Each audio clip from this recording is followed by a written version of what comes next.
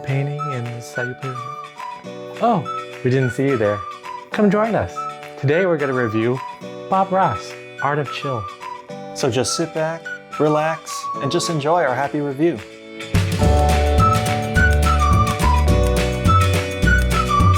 Bob Ross Art of Chill is a set collection hand management style game where you collect paint and paintbrushes to paint the paintings that Bob Ross himself painted.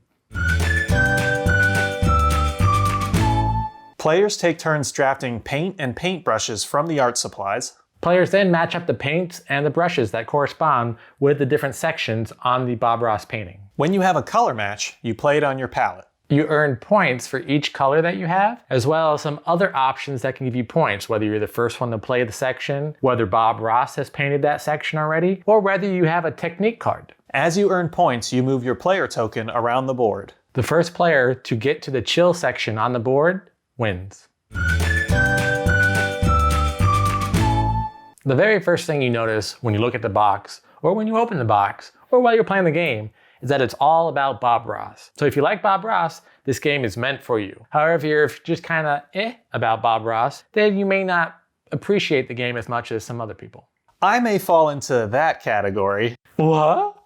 When you first showed me the game, and when I saw it walking down the game aisle, I thought to myself, Bob Ross game?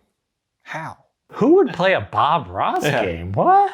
Suffice it to say, I was critically skeptical before playing the game.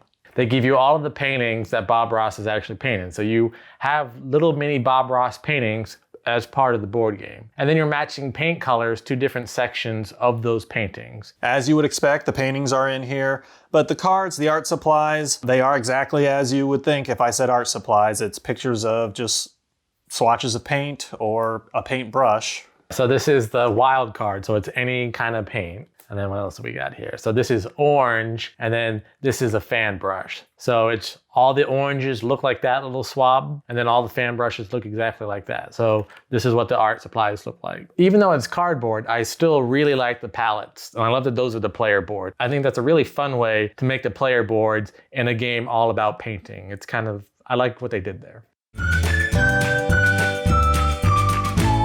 I like how they took his paintings and said, okay, well, set collection, you're gonna collect the paints and the paintbrushes and match them up to the painting. I just like how they took the theme of Bob Ross, took some mechanics of normal game playing, put them together and came up with a game. I thought that they did a good job figuring out a way to make painting a board game. Having said that, the mechanics of the game are really basic. So it's a good game for beginners, but if you're a mid-level or more advanced player, you may not find everything that you have to do in the game very exciting. And after about 1 or 2 plays through the game, you may be like, okay, probably not gonna play that game anymore. When we first started, I was definitely critical of it because more of just like this does not look fun.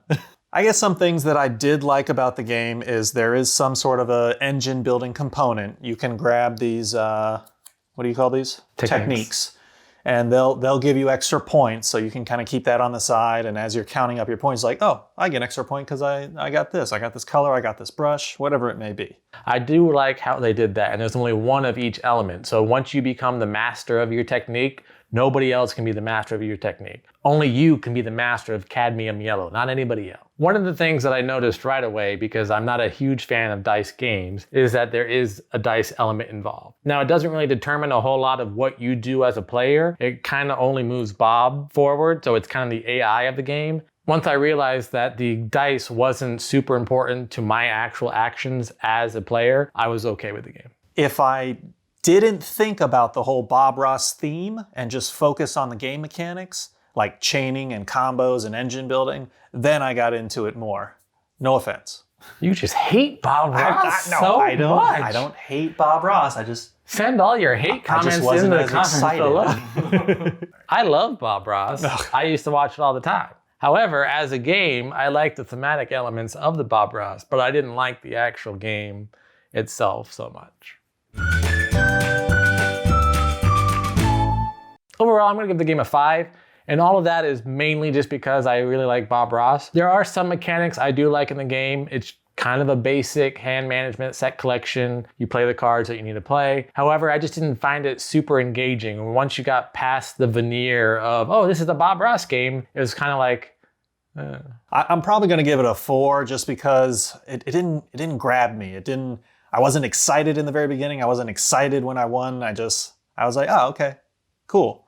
However, the game is all about chilling, so maybe keeping a level. We're not chill enough for this game. Maybe just keeping it very level is what it accomplished.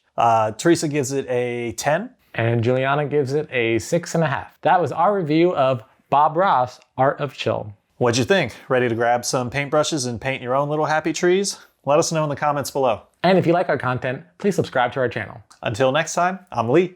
And I'm Kenny.